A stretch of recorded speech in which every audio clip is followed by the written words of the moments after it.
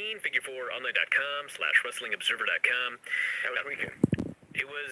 What was my weekend? I finished writing. You don't remember? Did you finish the book? Good job. I'm exhausted, so I did that too. I'm exhausted too, and I didn't even write a book. That's right. Went on a boat on Saturday. That's why I was unavailable for the show. It's tough to get away when you're on a cruise.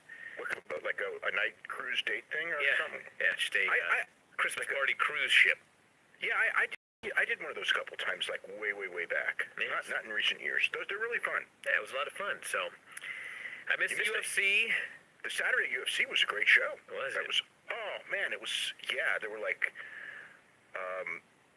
the last 4 fights.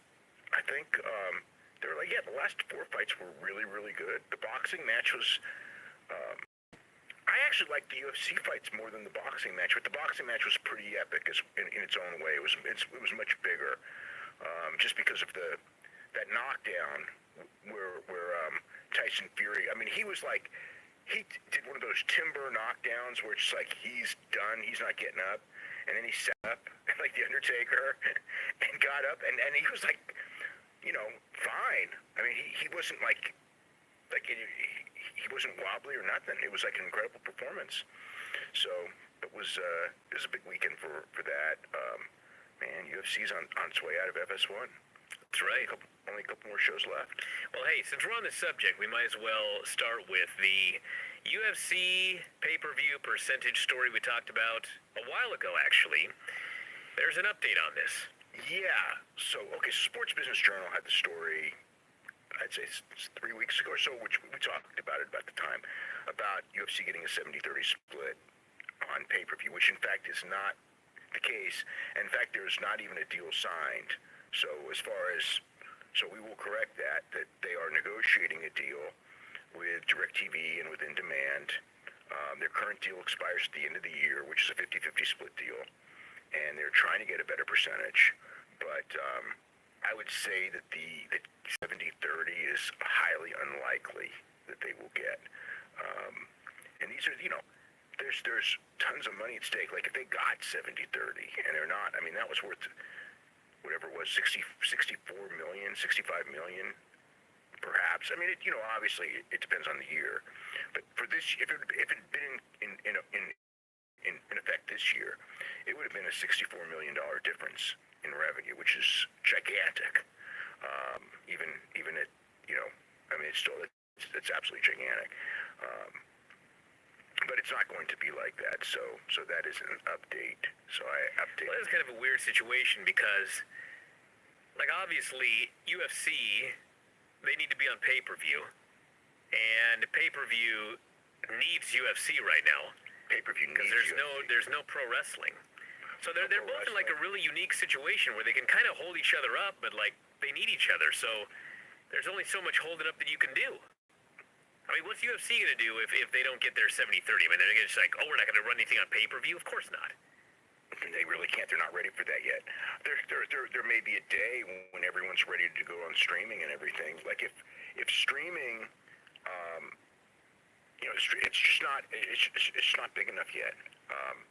Because I don't know what the percentage is. I know the Mayweather, not the Mayweather, but the McGregor and Khabib fight was 20%, but that's way over usual. I don't know what usual is. I don't know if it's like 10%, probably somewhere in that range, 10, 15. So it's like you'd be cutting off. I mean, yes, you would get people who order on television like I do. If there's no other choice but streaming, absolutely would order it on streaming. A lot of people would do that. But you're still going to lose a lot, so you need the television right now. But if UFC's all, I mean, it's like there's so many games going on. Games, not the word, but there's so many. This whole thing is so many things. Like with pro wrestling, is just changing before our eyes. Boxing, everyone, the whole economics and everything like this is just changing. We're seeing it so rapidly, and this is another one because it's like boxing. When Canelo signed the deal, it looked like boxing was done on pay-per-view. But now you had the fight, the Tyson Fury and Deontay Wilder fight, and these are two guys who were never on pay-per-view before as main eventers. And It's early. I don't have any numbers. It's only Monday. I'm sure I'll have something late in the week. But, the indications are that it did really well. And all of a sudden, hey, maybe there is life after Mayweather and Pacquiao and Canelo on pay-per-view. So maybe it's not dead. It's funny because everybody's been waiting. How many years? Certainly since 2014. We've heard constantly pay-per-view's dead, right? I mean, people have been talking about that for years. Yeah, and yet erroneously, I might add. And still erroneously, yeah, because that the boxing match was a $75 pay-per-view. The UFC prices are up, and granted, there's a difference. It's like the small shows. People are more willing to skip small shows. I think all across the board because there's so much product. I think with pro wrestling, I mean, I know friends of mine that would watch every pay-per-view that are very willing to skip shows, and I think a lot of people skipped Crown Jewel. A lot of people skipped Evolution, but I mean, WrestleMania is still going to be as big as I mean, I would think as big as ever, or certainly huge, if not as big as ever. Conor and Khabib was by far the biggest ever. There's if Brock Lesnar fights Cormier, that's going to be a giant fight if that ever happens, which is looking less and less likely, I think. But yeah, the big ones are going to be, it always seems that the big ones get bigger and the small ones get smaller. But in the end, as far as total revenue goes, if you've got stars that are big stars that are fighting, it's all star power related. With no stars, you're not going to do that big. If you got two big stars, you're going to have a great year. Got one big star, you're going to have a good year.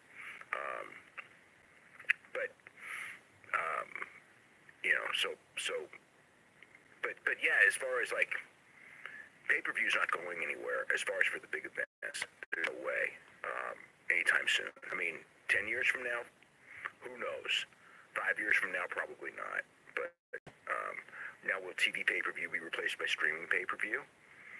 I'm sure that these companies hope it because for streaming, you really are getting a 70-30 split. So it's far more lucrative for the company if you buy it from them streaming as opposed to the TV middleman. But it's not big. You still need the TV right now. So yeah, everyone needs everyone. But yeah, the big question comes. We're not there yet, but we will be at some point. Is does the TV industry, whether it has to do with, because Major League Wrestling is done unless somebody new comes in, and who knows? I mean, we obviously people are going to try next year, but if somebody new comes in and doesn't have a streaming service, they're going to be doing they're probably going to be doing big shows on pay-per-view. But right now, as far as pro wrestling goes, it's WWE Network, and they're not gonna drop pay-per-views from WWE Network. So that's gonna continue. But for boxing and for MMA, the pay-per-views are gonna continue. But so from a cable company standpoint, at what point do you go? We can charge this 50%, and they need us. But in the end, they're going to be pushing harder and harder and harder for where they get 70% from streaming, and we're going to have a decline.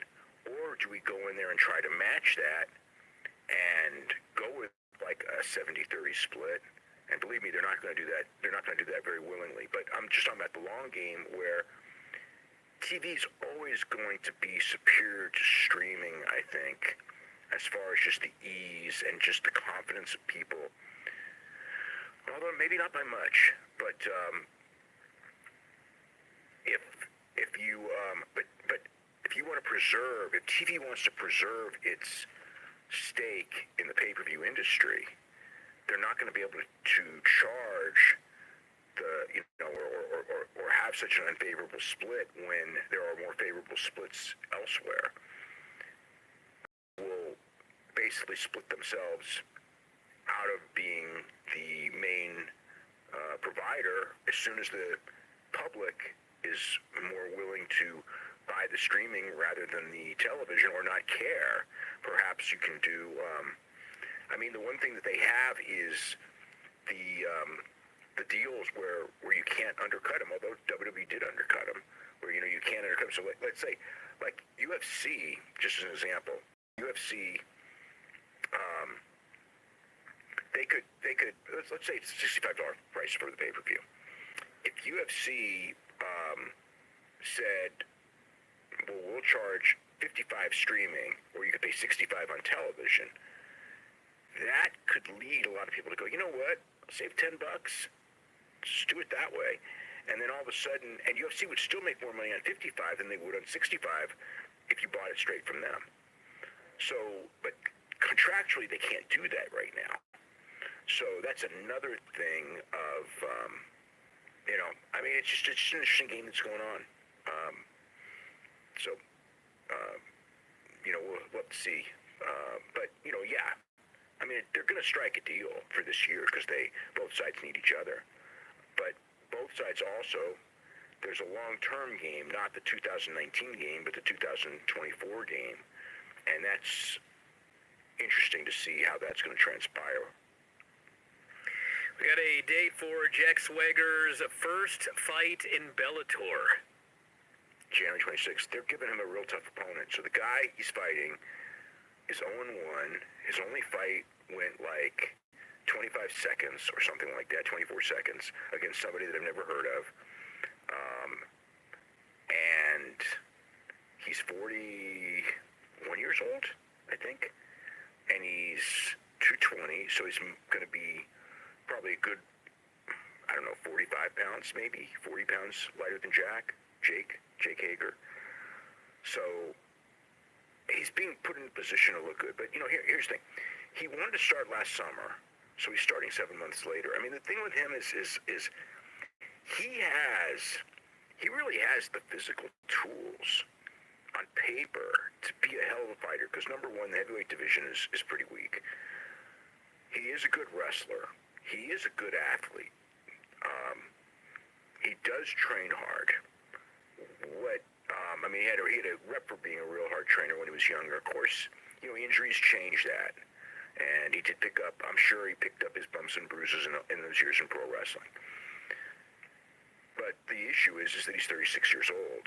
The other good thing is he's tall, which always helps you in MMA. And if you've ever noticed, and you probably have, he's got incredible reach. His arms are so long for a guy, even a guy who's like 6'5" or whatever he legitimately is. And I think it is 6'5". I think they say in pro wrestling 6'7". But his arms are really long. So he's got the tools to be, like on paper, he's got tools where you would go like, this is great building blocks to be a fighter, except he's 36 years old, and that's tough. That's real tough. I don't think the first fight's going to be much of a test. But you never know. It's a fight. But he's going to stop pro wrestling after Saturday and go intensely into hardcore training. He's been training for over a year now. But, January 26th, which is crazy night, as we've talked about many times. That's going to be an insane night, and that's addition to that night. All right, we got to talk about this Raw show here. There was a lot of talk. I watched this on delay, and so every week I get to hear a bunch of feedback before the show goes on the air. Had a lot of people that hated this show, thought it was the worst show ever. I didn't think it was as bad as the last couple weeks. I thought this one was better. Am I wrong? That's not the worst. This was far from the worst show ever. It was a show. I don't think it was a great show, but it wasn't like, last week's show was really bad. This week's show, there were definitely some kind of lame segments. The handicap match stuff was kind of lame. I thought that I don't know. The angles were traditional angles. The Ambrose and Rollins angle was, they were intense. It was good. McIntyre, I thought, had a real good performance. Ziggler, I thought, had a real good performance. They backed off a lot on the heat this week. They actually had babyfaces winning matches, and I mean, they're obviously still building to TLC, but we had a happy ending in the main event with the women. We had Ziggler. Although I do have a question. Did I miss a show somewhere? Was there like a show Saturday night when I was in the boat where Ziggler and Drew McIntyre were like having problems and led to the split here tonight? I mean, they had done some teases. You remember when the Ambrose thing was going on, where they were teasing everybody's. It was like a month ago, and then everyone was fine ever since. Yeah, no, they haven't done anything overtly. That was before Crown Jewel. Yeah, before Crown Jewel. Yeah, they haven't done anything to. Yes, it happened kind of out of nowhere. Yeah, totally out of nowhere. Yeah, pretty much out of nowhere. Yeah. And there's way too many turns. That's another thing. God. There's so many turns, and it's like there's so many turns, and you don't even know if somebody turned. Like, I don't even know if Ziggler's going to be a babyface or a heel next week because I have no faith in them. Because let's face it, how can you? But as far as, I mean, it's like they're going to pull the trigger on McIntyre. It was just a question of when. This was going to happen. Unfortunately, even though Ziggler won that match. He's looking like he's going to be. It ain't going to be as bad as Aiden English, but you know what I'm saying. He's going to be fading down, and McIntyre's going to be going up, and that's how it was always going to be from day one. That they used McIntyre, kind of like what the storyline is. They used McIntyre to. I mean, not McIntyre. They used Ziggler to. His role was to be there. They could dominate the tag team scene, and then they're going to break McIntyre off into a singles guy and a top guy. And it's worked. I mean, everything's been exactly like they wanted it to be. So, I mean, it came out of nowhere, but it was there. And, a lot of Ronda Rousey. It really felt like it really feels like a very thin roster. I don't understand the, Rhino Slater stuff, but I guess they just and certainly like there's still way too much Baron Corbin. That's I mean if you're not a fan of Baron Corbin and you're sick of Baron Corbin, I could see you hating the show. But after last week, it's kind of like, man, almost anything was going to be an improvement, and this was. Open up with a 10-bell salute for George H.W. Bush. And then the show opened with Ronda and Natalya versus Nia and Tamina. Doesn't even start. Riot Squad comes out, distract the baby faces. We get an immediate beat down. Natty gets put through a table. Cole explains they're both seriously hurt. Which, of course, Ronda's never seriously. No one's ever seriously hurt. Well, Natalya has an elbow injury. She held her elbow, yeah. So they took her out and took her to the doctors, and that was the idea of getting her out of the picture and putting Ember Moon in the picture. Yes. So she's out of action, selling the elbow, and Ronda's very, very upset. So then Alexa comes out, and usual BS heel promo. She's going to give it her best every week, bring us the best from the women's roster. Says, I could not even, this right here, I can understand why people hated the show here at the beginning. Last week she says this Q&A didn't work out too well with Bayley and Sasha, so you know what? We're going to do it again. Yeah, I know. The Q&A segment was lame. This died. She calls out Sasha and Bayley.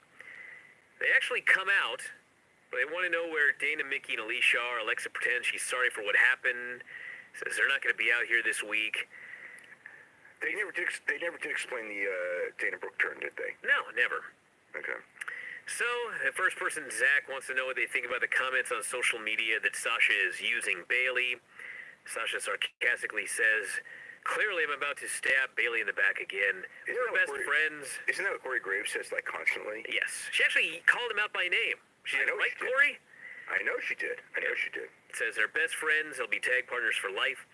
Next one wants... No, they won't. No, they're clearly on their way to doom here. Okay, but one thing that was significant is they mentioned women's tag team championships. Yes, they did. We know they were going to do it, but it tells you they're going to do it pretty quick because they wouldn't be mentioning it if it wasn't happening pretty soon. Next one wants to know if they could wrestle anybody from any era, who would it be? They want Trish and Lita at WrestleMania. Does that mean we're going to get that match? You see, that's a good question because it seems to me they're breaking them up. Yeah, but they don't have to break them up right now. They can break them up in months. Well, I mean, they could in months, but I mean, why? There's one of two things that are going to happen. Why Russia? We've had enough breakups. We have enough breakups, so we can have more. Because they can't help themselves is the answer. I know. But here are the two options. Option number one, they actually win the women's tag team titles, and they defend them against Trish and Lita at WrestleMania. And then they break up in that match. Or they don't win them because either A, one turns on the other before, or one turns on the other after they fail. I think these are your options. Yeah, I think so too. So the next guy wants to know what superpower they'd have if they could have anything. I wanted to shoot that guy. Bailey wants the ability to make Alexa disappear. They celebrate in such a way that people start to boo them. I mean, that was really, really. You can't put hideously lame. You can't put somebody in such a lame position and have them come out looking good. And then, that celebration was so, I don't know, fake-ish. Just really, it's like they don't have a clue how to book baby faces. No. So then the next one wants to know what changes will you bring to Raw in 2019. Bailey says, well, there have been big changes this year. We want to be the first ever WWE Women's Tag Team Champions. At that point, Dana, Mickey, and Alicia run down. Alexa pretends like she doesn't know why they're down there. She signs a tag match coming up next. Does say that Dana's allowed to stay at ringside. We get Alicia and Mickey versus Sasha and Bailey. Not much of a match. Sasha gets a tag, backstabber on Mickey. Bailey hits the belly to Bailey, gets the win. And Alexa applauds outside. So she's doing the fake baby face thing that everyone knows is fake. Yes. Ronnie yells at Alexa backstage. Alexa says, I had no idea this was going to happen. I sent them home. I'll address their actions next week. Write that down, by the way. Ronnie says, I want to kill Tamina and Nia tonight. Alexa says, I can't let you do that, but I will help you find a new tag team partner. Rhonda, the one babyface on this whole show that's not an idiot, says, I don't trust you. I'll get a tag team partner myself. Off she goes. We had a goofy... This was more than almost any week. It felt like the Ronda Rousey show. It was a Ronda Rousey show. She's there at the beginning, she's there in the middle, and she's there at the end. Yep. And she comes across like she's the biggest star in the show. She is. I mean, who else is there? She is. Well, I mean, I guess Finn Balor was all over the show, too, but... Yeah, I mean, she's a bigger star than he is. Yeah. So, we had a goofy Baron Corbin promo, corny, overdramatic video. And then he's backstage looking through a folder. Bobby Roode, Chad Gable show up. They want a rematch against AOP for the tag team titles. And Roode says, I want Drake Maverick. Corbin says, you guys lost. You're owed nothing. But I will give you another title match if Bobby Roode can beat Drake Maverick tonight. Roode wants to know what's the catch. Corbin says, no catch. AOP and Gable are banned from ringside. There's always a catch. These baby faces are so stupid that they believe this, and they leave. They didn't believe it. Yeah, they did. They knew there was a catch. No, they asked if there was a catch, and he said no, and then they kind of shrugged at each other, and, all right, let's do it. They couldn't get an answer. I don't think they believed it for a second. I didn't believe it. Of course you didn't. You watched the show. Yeah. Lucha House Party comes out of the ring. By the way, I mean, they weren't booed because they were in Texas and everything, but... Don't the Lucha House Party come across as like total heels? Absolutely. Are you kidding?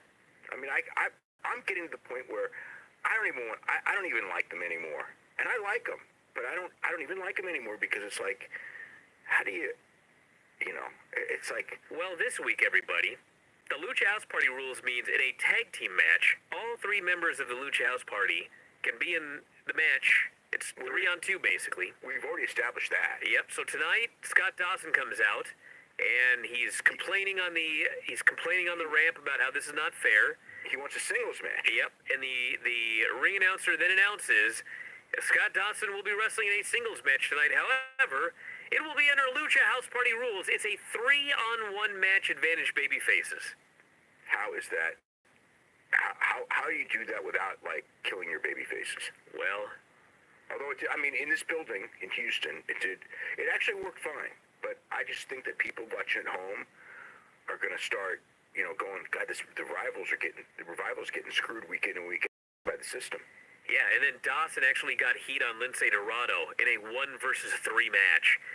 And then finally, House Party makes a comeback, triple teams the guy, pins him, and this causes this idiot Michael Cole to determine that the Lucha House Party has the Revival's number. It's 3-on-1. Yeah. Corbin's still looking at a folder. A box arrives. He is overjoyed. We have Drew McIntyre Appreciation Night. First we get a video, and then he comes out, gets booed. Corbin presents him with a gold medal. He says, "You got rid of Kurt Angle. Raw needs a new gold medalist. This is the Raw Gold Medal of Excellence." So is Angle coming back now? Doesn't sound like it. That's the impression I got, was that Angle was going to come back after getting McIntyre. Well, we'll see what happens, but he got beaten within an inch of his life. I don't know how you bring the guy back. I know. I don't know how we would possibly care after that happened. So Drew thanks him. "This means the world to me. I'm here to stamp out weakness.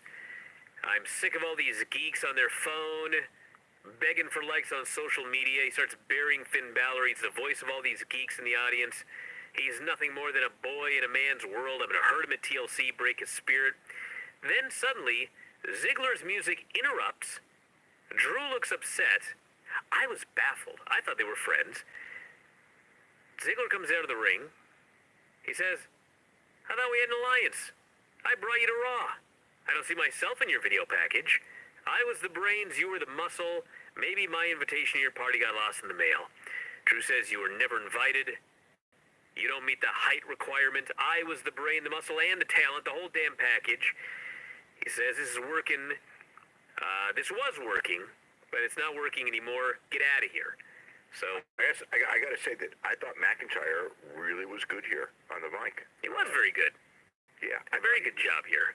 Yeah, he was real strong. I mean, it's like he felt to me. I mean, obviously he's going to be a top guy, but he felt to me like a top guy. Like his mic work was top guy mic. Dude, he is a top guy on the show. Like, Well, I know. right now, who is above Drew McIntyre? Like, nobody. Well, Strowman when he comes back. But I mean, he's not there right now. But that's about it. Yeah. So he's the top guy. He's the top male superstar right now, Drew McIntyre. Well, I think that really the top is Seth Rollins, but I guess Seth Rollins, but he's mired in a feud with a guy wearing a gas mask. yeah. We'll get to that anyway. So Drew, Dolph attacks him, hits a zigzag. Baron signs a match for right now. I knew Dolph was winning after Drew beat on him for like 15 straight minutes. Just massacred the guy, beat the hell out of him. Finn Balor comes out, and he watches. Drew ends up throwing Ziggler into the ring. Ziggler clips the ref's leg as the ref is distracted. Finn hits a running dropkick on Drew. I thought for sure they were just going to count out Drew, but no, he got in the ring. Ziggler super kicks him and pins him. First ever pinfall or submission loss for Drew McIntyre on television since he came back. Right there. Can you imagine? Yeah, I mean, I think the whole thing is to set up that Drew's probably going to destroy Finn Balor, and in fact did later on the show, and probably will be. It's an excuse to keep the Ziggler thing going with multiple matches, because if McIntyre just beat Drew in the Ziggler in the first match, there's nothing to come back for. No, there's not. But like when Drew is really the top guy as a heel you've got right now, I'd have done that count out. You could have done that. You still had the heat on Finn. He cost him the match. Yeah, you could. You can still do the Drew and Dolph match. I mean, you could still do everything they did without beating Drew McIntyre here. Yeah, and you could save the first loss for when it would mean something, because Yes. in a sense the first loss, if you they never really talked about a winning streak before. No, they didn't, but they made it very clear, like, this is his first loss. Yeah, I mean, the fact that it was his first loss probably should have been in a much higher stakes situation. But they like to make sure that nobody has unbeaten streaks or anything like that. They try to get rid of those. I'm trying to figure out how they're going to get rid of the Ronda Rousey one. Oh, I think God. I think they're sitting here plotting like, God, I hope it's as long as it's not Nia Jax. Oh. Drew with Charlie. Says Dolph was never his friend, but now he's an enemy. Cuts this wild promo vowing to destroy him and says Finn Balor is a marked man. An Elias promo vows to take out Lashley at the pay-per-view. Lashley and Lio Rush come out. Leo's talking up Lashley, has him do his poses. Last one is him mooning the Drifter. Elias can take no more. Elias runs up the ramp to attack Lashley. He's immediately beaten. But he does make a comeback, and he throws him into the big video wall. And then I guess Lio Rush had fled. Finn Balor comes out, throws Lio onto the ramp, and Finn Balor waffles him with a guitar shot and lays him out.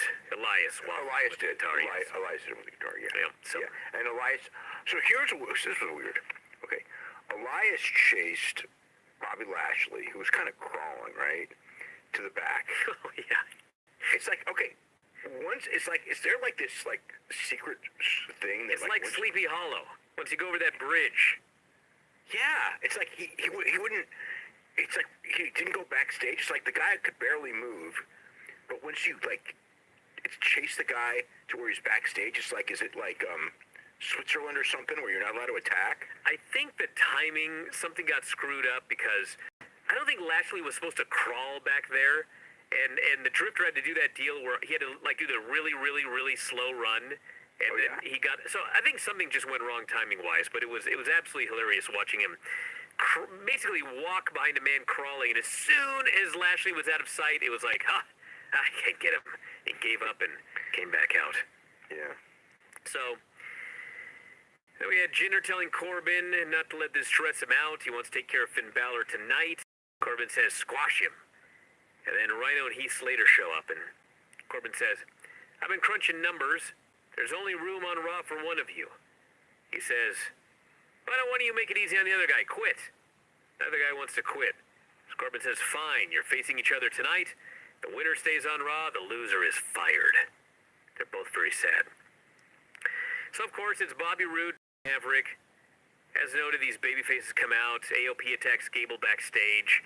Corbin shows up and says, I changed my mind. It's 3-on-2 handicap match. The match has started. So, AOP and Maverick destroy Roode. Gable starts limping down ringside, makes a one-man comeback, but they cut him off. They kill him. AOP with the Super Collider. Tag in Maverick. He gets the pin on Roode.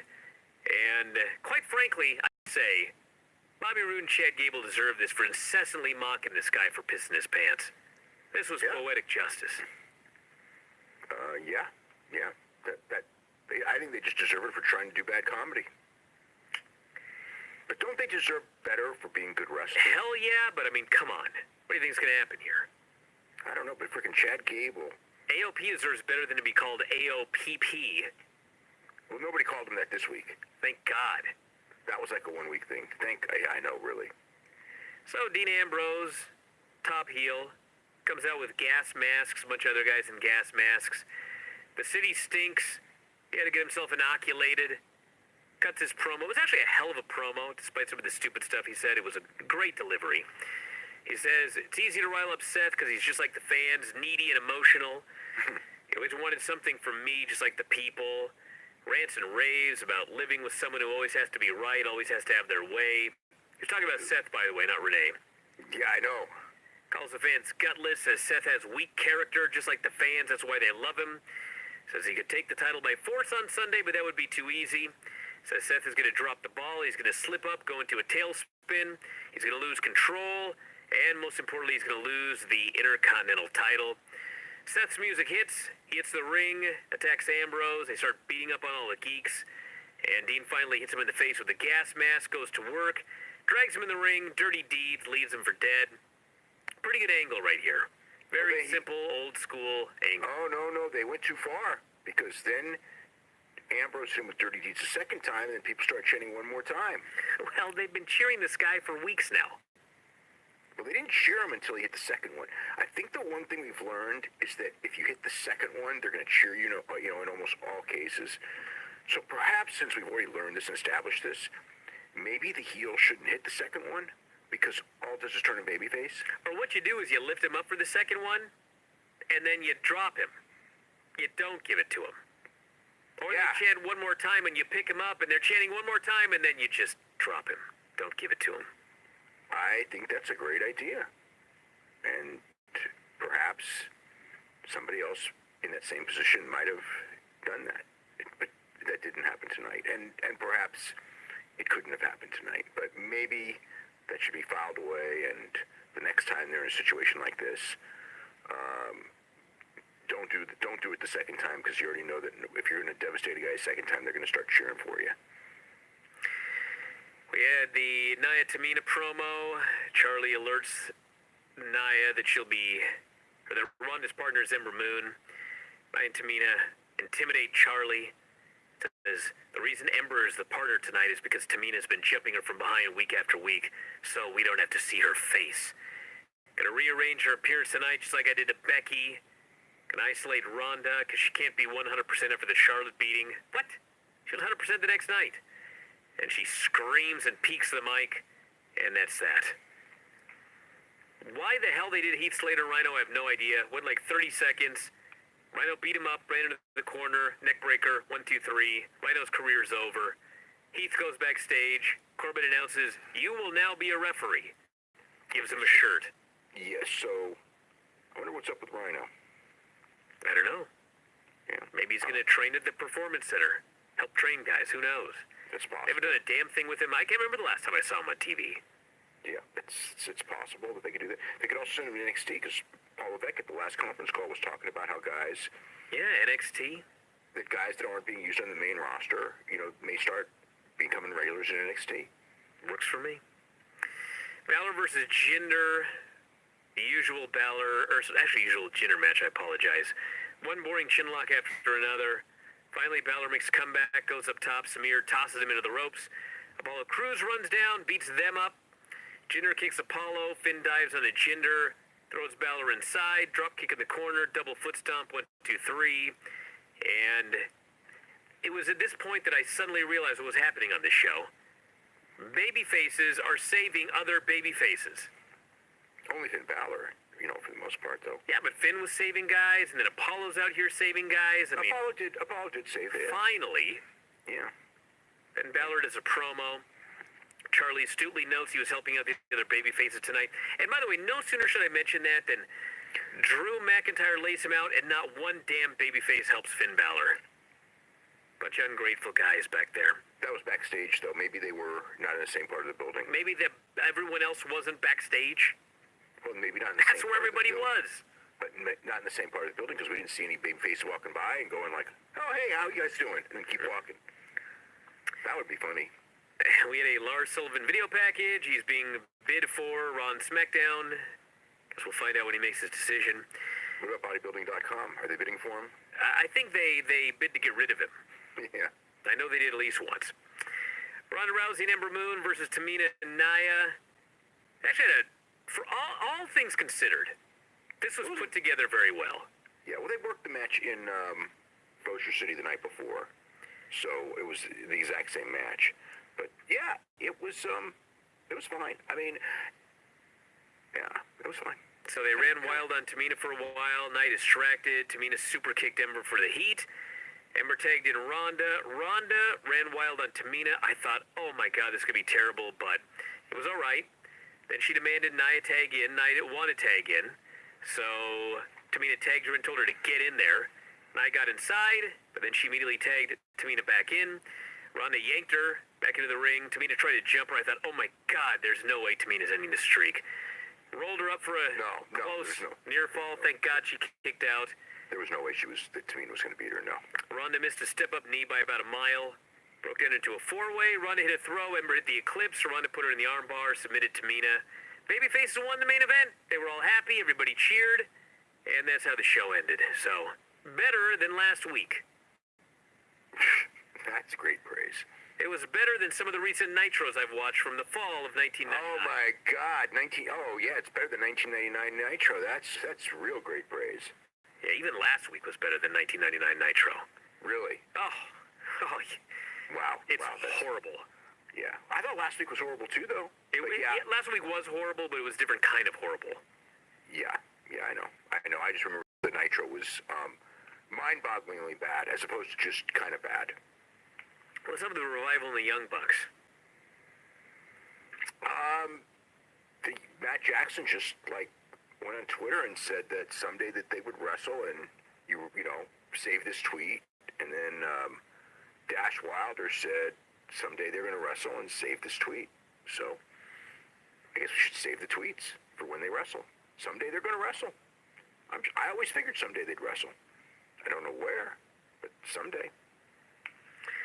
Jericho had an altercation. What happened? Speared some fool? Yeah. So he was in Regina, Saskatchewan doing a show last night. And after the show, some messed up guy was back there wanting to get into the tour bus.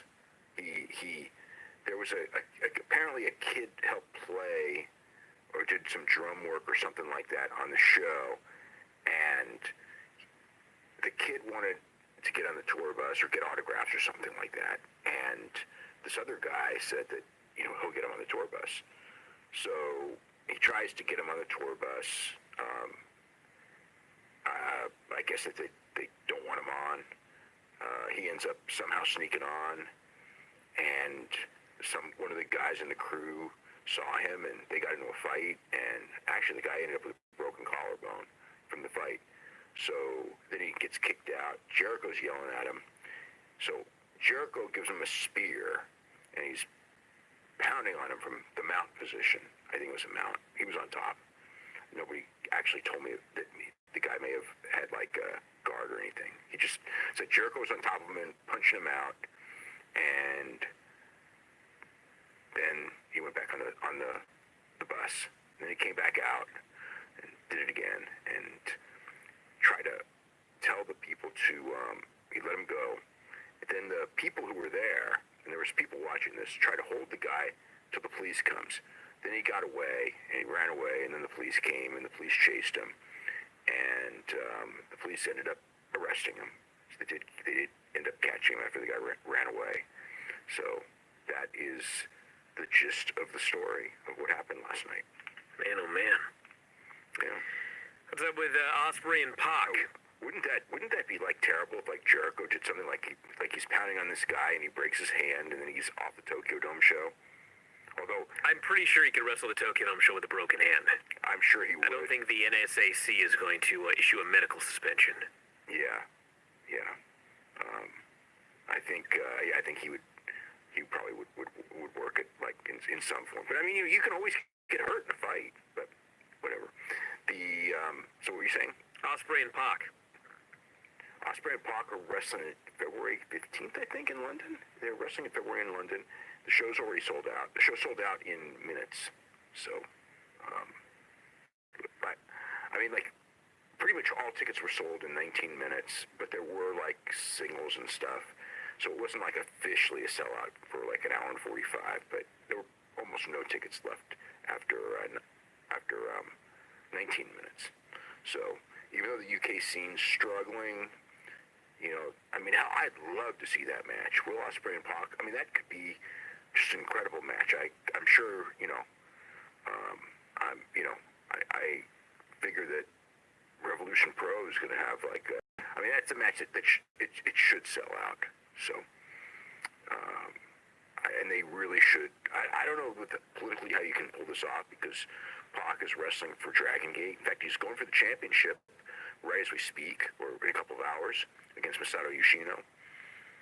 But yeah, that's like his first. Oh, I guess he had a match with Zack Sabre as well in Revolution Pro. All right, let's do some of the mailbag questions here. Mailbag at WrestlingObserver.com. This person wants to know, why does Lance Archer no longer spit water into the crowd during the Elite Squad entrances? Was this something higher ups in the company told him to stop? Yes, Harold May says no more. So no more. Fans complain or just I don't know, but Lance Archer was not happy about that at all. This person here says, in the newsletter you mentioned Sam Muchnick was the booker of the World Heavyweight Champion. Did the champion usually have his own booker at the time? Okay, so booker means that he's the one who arranged his schedule, not that he did all of his finishes. Sam Muchnick did not do his finishes, although he had to approve the finishes. And that was always a political thing. Because Sam would, you could do disputed finishes and things like that to build up rematches, but in the end, the world champion had to win. That was like Sam's thing, and also Sam protected the champion. Like, you could only do so many 60-minute matches, like in a week or 2-week period. You don't want to destroy the champion. So a lot of times these promoters want to do 60-minute matches like 6 times a week, and so his thing was to make sure that the guys never were having to do stuff like that. This person here says, if the Ring of Honor Madison Square Garden show went on sale today with all of the roster shakeups, would it sell out? I think so. I think it was sold based on the history of it happening. Not Ring of Honor. I think it's the idea of I think New Japan's really the reason it sold out. So I mean, the key people were Omega and the Young Bucks, and maybe like Okada, or someone like that. So a lot of the key guys wouldn't be there. I think that it would. I don't think it would sell it instantly. I don't think it would sell out actually without if the people thought. Even though none of those guys were advertised, the fact is that people who bought tickets, I think that they were very strongly the people that a lot of people were buying the tickets for. Bert says, with the WWE deal, is there any chance that someone with Fox will demand a more professional approach to their camera work and end this zooming nonsense? Makes it difficult to watch most weeks and comes across as amateur. I don't know. It is hideous. Yeah, I don't know. Well, I mean, the idea is that they do it because they think that they don't want you to get a direct thing to see all the moves that miss. No, because, I mean, if you want to do that, just switch the camera in the middle of the punch. Like, the zooming, the incessant zooming is not hiding anything. It's just making it impossible to watch. I don't know. It doesn't bother me that much. Oh, it's horrible. I know sometimes I watch the show and it's a little bit bothersome, but yeah, I don't disagree. So yeah, because I don't know. But usually I don't know. I usually don't think about that stuff, but I know some people do, and it drives them crazy, and it's probably not worth driving people crazy over something like that. This person says, with Kanemitsu coming back to do his Young Lions duty from his 2016 injury, any updates on Hikuleo and Yoshihashi? No, I don't know when they're coming back.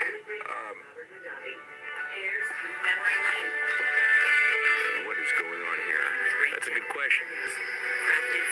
Oh. Well, they went away. We had a commercial run in. Yeah. So no update. I don't know exactly. Well, Hikuleo, I think, had knee surgery, so God, I don't remember when he had the surgery. I don't know off the top of my head. I mean, you got to figure probably 7 months after the surgery. Give or take a month in either direction is when he'd be back. Sprasier says, any word on how Roman is doing? He was in a football game, not this last weekend, but the weekend before. He seemed to be okay. So, I mean, I think all things considered that he's probably doing okay. I have not heard anything. I think they're going to keep everything as completely secretive until he beats it. And when that happens, I'm sure that they'll play that up huge. And they should. Honestly, they should. This person here says, can you possibly elaborate on the proposed working agreement that was in place between WCW and Tori Uman in early 2001, right when Fusion was coming into the picture? Were there any concrete plans or talents that WWE or WCW and Bischoff had an eye on? I know he was supposed to visit the Tori Uman crew in March of 2001. I don't know if there was anything specific. I mean, those guys were on Nitro before, but they didn't do anything with him, even though Magnum Tokyo kind of got over as like this cult thing. And those guys were all really talented, but they weren't, they were all pretty much like rookies. I remember like Shima was on and people like that. Don Fuji was there, a couple of the other ones. They were on Nitro a couple times. But yeah, I don't know specifics of what was going to happen at that point, other than they were looking at revamping the product. That's all. This person says, I've been listening to this awesome album, Shake wrestle and roll recently. So wondering about the career of exotic Adrian Street. Was he any good in the ring? How did the audience at the time take to his gimmick? So Adrian Street was kind of like a legendary character in the UK. He was from Wales, and he was a huge star. And then he came to the United States. He was already in his 40s when he came to the United States. And at the time, so he's very short. And at the time, you didn't have a lot of short wrestlers. Certainly not getting pushes. Kind of had to have size for a push. So he started in California, and I don't really think people knew kind of how to take him. They used him on top, kind of in California, but California sucked. I mean, as far as like UR wrestling was terrible at the time. Went to Mid-South, where, I mean, Bill liked him and pushed him, but only to a certain degree. Went to Memphis, I think he did a little bit better there. Florida, I think they worked him with Dusty, so they did, real well with him there. He worked in the Carolinas as well. He was ended up living in. He went to Southeastern Championship Wrestling and ended up living in, I think, Gulf Breeze, and may still be there as far as I know. He was. By the time he was in the United States, I really wouldn't say he was a good wrestler, but he had a very good act. He was very entertaining, good ring entrance, great showman, really great showman. So he was effective. If he was a little bit bigger and a little bit younger, I think he could have been a superstar heel at that time. It touched on nerves of people. So, yeah, I think that would be kind of my... But no, I wouldn't say he was... By the time I saw him, I never thought he was great or anything like that, but I did think he was kind of entertaining. This person here says, how come WWE have stopped with the opening videos for Raw and SmackDown? Usually there was video with the wrestlers on whichever show along with a theme song, but I can't remember the last time this happened. I don't know. That's just their grave decision. Person wants to know when the Hall of Fame issue is coming out. So the plan is 2 weeks from Wednesday. That is the plan. Would have been out probably this week or next, except things happened, like the Larry Madison thing happened, and just put me behind. That's all. Just put me way behind. Right here says, with the relationships with Progress and ICW and the expansion of NXT UK, who do you see WWE working with in Japan when it comes to potential expansion of NXT Japan? I think they'll probably try to work. Well, they may not want to work with anyone. Maybe they'll work with Noah. They did work with Noah, sending Hideo Itami to a show. So. Yeah, but I would say, I guess, because of that relationship, that would they would have the best chance right now, but it could be anyone. And this person here says, any word on TLC ticket sales? They're not sold out, but they are very strong. They'll be strong. The secondary market's not really hot here for that show, but it'll be fine. It'll be. If it's not sold out, I mean, it'll be sold out. There were so few tickets left the last time I checked that, and they may even be gone by now. But yeah, it will be sold out, I'm sure, by the time of the show. All right, everybody. On that note, we're going to wrap it up for today. The new Observer is going to be out over the next, I guess, 24 hours now, actually, right?